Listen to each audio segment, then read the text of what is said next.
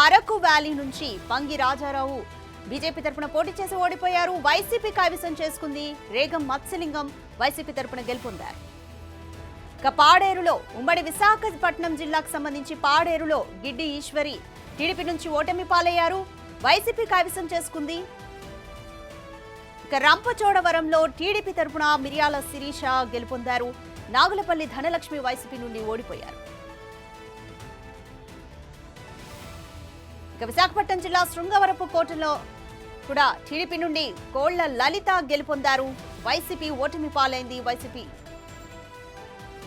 భీమిలి ముఖ్య నియోజకవర్గమైన భీమిలిని కూడా టీడీపీ కైవసం చేసుకుంది. గంటా శ్రీనివాసరావు అత్యధిక మెజారిటీతో గెలుపొందారు.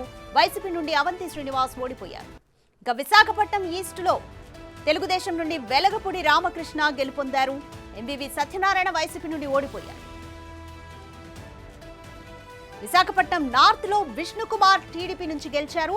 అలాగే వైసీపీ నుంచి కేకే రాజు ఓడిపోయారు. విశాఖపట్నం వెస్ట్ నుంచి గణబాబు గెలుపొందారు. బీజేపీ తరపున గణబాబు గెలుపొందారు. వైసీపీ ఓటమి పాలైంది. విశాఖపట్నం సౌత్ ను జనసేన కైవసం చేసుకుంది. వంశీకృష్ణ శ్రీనివాస్ యాదవ్ జనసేన తరపున గెలుపొందారు.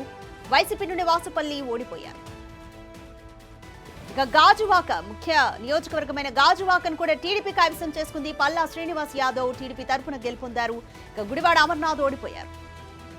చోడవరంలో సూర్యనాగ సన్యాసిరాజు టీడీపీ నుంచి గెలుపొందారు. కరణం ధర్మశ్రీ ఓడిపోయారు.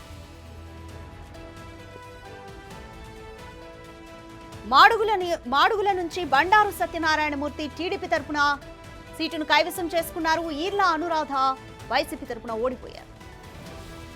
అనకాపల్లి ముఖ్య నియోజకవర్గమైన అనకాపల్లిని జనసేన కైవసం చేసుకుంది. కొణతాల రామకృష్ణ గెలుపొందారు. అలాగే మలసాల భరత్ కుమార్ ఓడిపోయారు. పెందుర్తి నుంచి పంచకర్ల రమేష్ బాబు జనసేన తరపున గెలుపొందారు. పెందుర్తిని కూడా జనసేన కైవసం చేసుకుంది. వైసీపీ నుంచి అన్నంరెడ్డి అదీప్ రాజు ఓడిపోయారు. యలమంచిల్ నుంచి జనసేన తరపున పోటీ చేసిన సుందరపు విజయ్ కుమార్ విజయం సాధించారు. అలాగే వైసీపీ నుంచి వెంకట రమణమూర్తి ఓడిపోయారు. పాయకరావుపేటను వంగలపూడి అనిత టీడీపీ తరపున కైవసం చేసుకున్నారు. కంబాల జోగులు వైసీపీ తరపున ఓడిపోయారు. నర్సీపట్నం నుంచి అయ్యన్న పాత్రుడు గెలుపొందారు టీడీపీ తరపున. అలాగే వైసీపీ తరపున ఉమాశంకర్ గణేష్ ఓడిపోయారు. For more videos like this, subscribe Big TV channel.